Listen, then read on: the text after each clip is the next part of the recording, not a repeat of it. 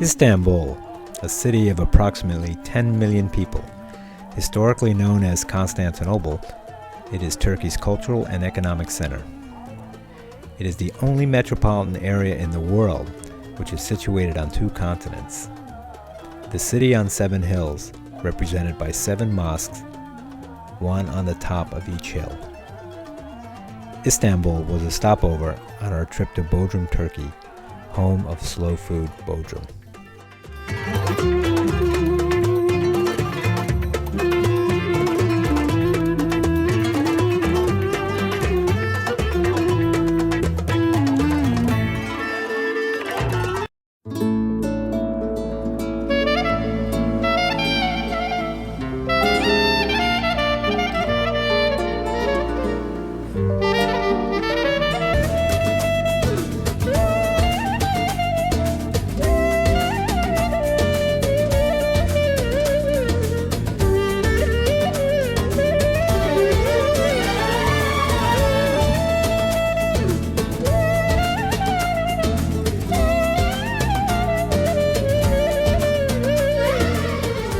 Vivian here in Bodrum. It's been here for 10 years.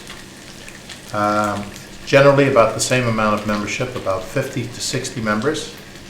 And some of the members are actually members that live in Istanbul, but they come down to Bodrum because Bodrum is a place like I would say Nice or Cannes in France, where it's a summer place where people from all over the country will come and gather in the summer. And we have our functions. We have different functions, mostly centered on taste. It could be tastes of Greece, from the little islands that are nearby here. And we invite chefs from Greece to come and help us cook their tastes. And we reciprocate, and we go back to Greece and do the same thing. We have tastes of the eastern Turkey near the Syrian and Iraqi and Iranian borders. We have chefs that live actually in Bodrum that know this cuisine, and they'll cook for us either at their restaurants or at a private residence. So we eat well here in Turkey. The markets are every Thursday in this local town here, but virtually every day you can go to a market anywhere in Bodrum. Every day there's a market somewhere. So if it's the day you need something and the market is closed in your little village, just head out, and within 30 minutes you can be anywhere in Bodrum and be at that market. So there's no problem. Free range eggs, homemade butter, homemade cheese, homemade yogurt. You can find the whole gamut of wonderful food in Bodrum, and it's a wonderful place to come. Pretty nice life, making your own food from local ingredients that you can find in the bazaars, and drinking your own wine.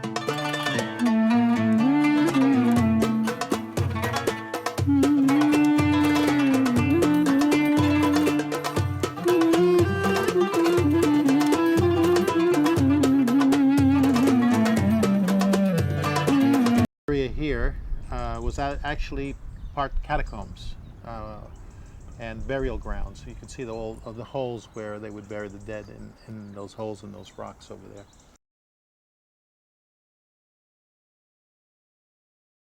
there. Some of them are catacombs, yeah. And they would bury them. I mean, bury their dead there.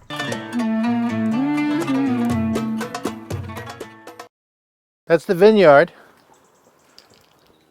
Nice little small boutique one, and I have Shiraz and Cabernet and little Merlot, little Chardonnay, Barbera, and some Moscato, Muscat grape as well. These are new Chardonnay. They came from Italy, believe it or not. A friend of mine gave them to me.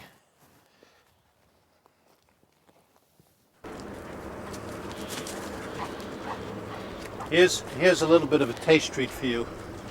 Some Cabernet Sauvignon. Cabernet Sauvignon?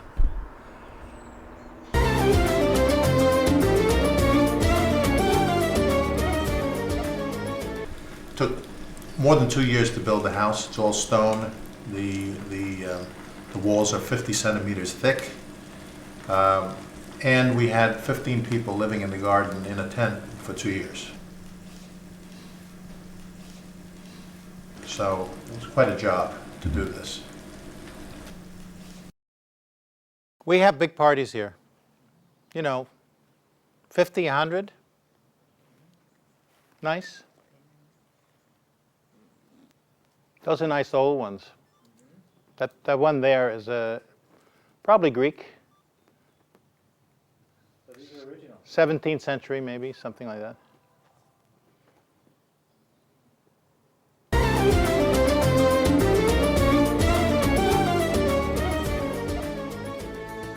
Rooms. Oh, I always hit my head on there. I forget how tall I am. But the first thing you hit is all my jams and my inventory of what I make.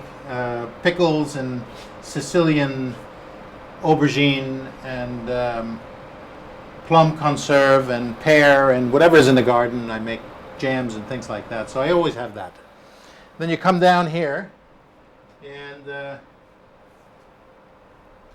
I have my baskets of, in this case it's pomegranates at the moment, because there's a little bit of cold storage down here. And it's a very small cellar. Of course, it was big when I first moved here because I didn't have much. But after 10 years, I have a little bit of a few things in here.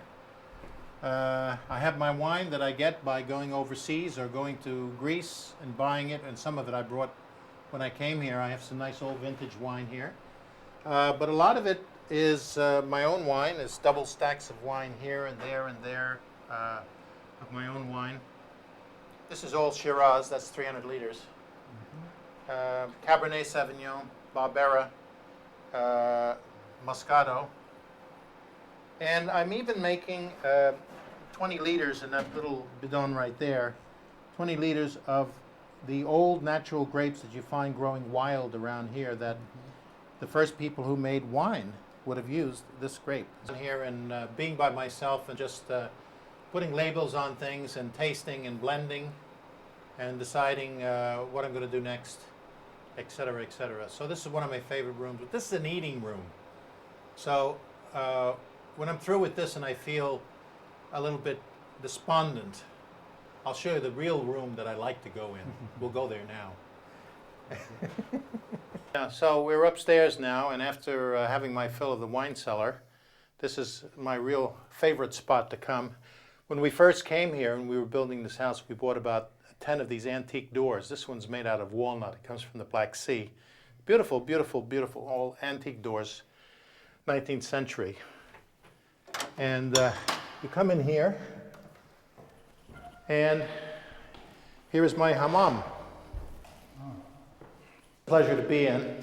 Just lay down on your, they call this a gubei tash, which means belly button stone. So you lay your belly button down on here and you sweat.